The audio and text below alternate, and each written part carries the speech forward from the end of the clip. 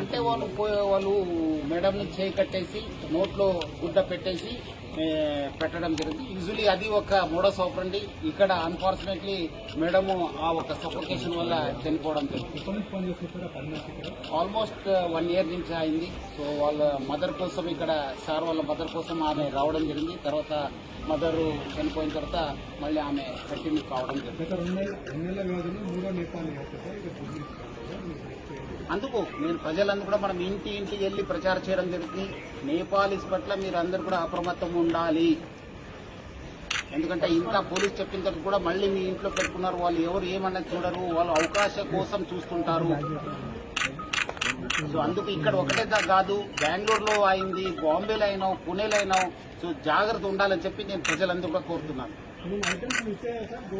Definitely miss అయినాం. దాన్ని మనం ఎంత పోయింది, ఏం పోయిందని చెప్పి అంచనా చేయడం జరుగుతుంది.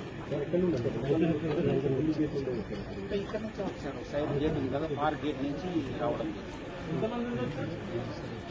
అది మనము వర్కౌట్ చేస్తున్నాం. కొన్ని వివరాలను నేను బయట పెట్టలేము, కొంత ఇన్వెస్టిగేషన్ కోసము మనం చేస్తున్నాం. డెఫినెట్లీ మీకు అప్డేట్ ఇస్తాను.